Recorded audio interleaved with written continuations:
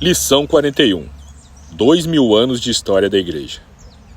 Em determinado momento, um segmento da Igreja de Deus sofreu perseguição em algum lugar do mundo, enquanto o outro foi abençoado em algum outro lugar.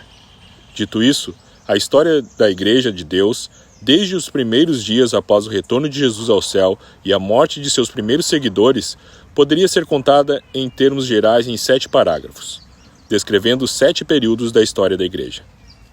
Durante os primeiros 200 anos, de 100 a 300 depois de Cristo, a Igreja sofreu perseguição em todo o Império Romano. Homens como Policarpo, um discípulo do apóstolo João, foram queimados em fogueiras. Justino Mártir, enquanto seguia várias escolas de filosofia, foi influenciado pelo comportamento destemido dos cristãos como Policarpo, frente a perseguições. Mártir também foi perseguido mais tarde, em 165 d.C., e decapitado por sua fé.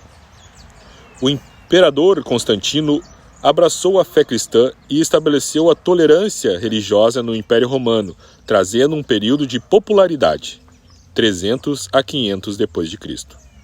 Agostinho, considerado o maior influenciador da Igreja Ocidental antiga, tornou-se um crente em Jesus Cristo na idade de 32 anos.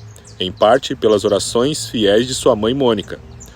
Os concílios da Igreja de Nicéia e Calcedônia se posicionaram neste período declarando que o Filho de Deus é o verdadeiro Deus, não criado, e que Jesus foi plenamente homem e plenamente Deus, respectivamente.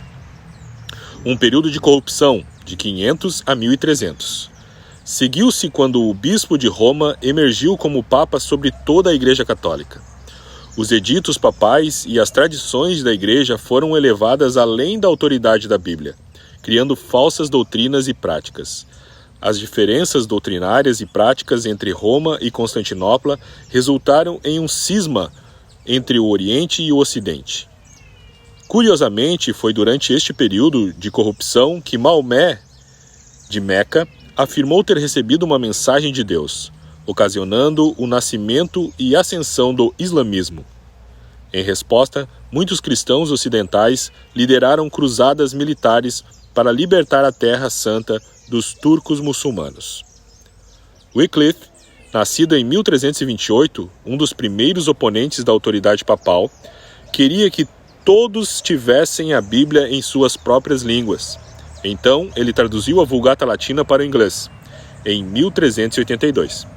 Seu trabalho e influência iniciaram o período da Reforma, de 1300 a 1600 d.C., no qual Martinho Lutero, os anabatistas e outros desafiaram as práticas não bíblicas e retornaram à prática da Igreja primitiva. Junto com a influência desses bravos homens e mulheres, a imprensa de Gutenberg contribuiu grandemente com a Reforma, disponibilizando cópias da Bíblia para todos. O ceticismo se seguiu. Durante este tempo, 1600 e 1850, Immanuel Kant, o filósofo alemão, e Friedrich Schleiermacher, conhecido como o pai da teologia moderna liberal, encorajaram um movimento que distanciava a visão da verdade revelada por Deus para a ideia de que a verdade vem através da experiência e da razão. Um excitante retorno à divulgação, de 1725 a 1900. Foi liderado pelos morávios. Iniciou-se na Tchecoslováquia por João Hus e mais tarde pelo conde alemão Zinzendorf, os quais espalharam o evangelho para muitos países nos anos de 1700. Os ingleses John Wesley e William Carey proveram ainda mais esforços e fundaram sociedades missionárias, enquanto D.L. Moody desenvolveu uma escola prática de treinamento ministerial. A Igreja agora estava em uma era que podia ser compreensivelmente chamada de divisões, 1850 até os dias atuais. Seitas como o mormonismo, ciência cristã e testemunhas de Jeová surgiram e se espalharam pelo mundo.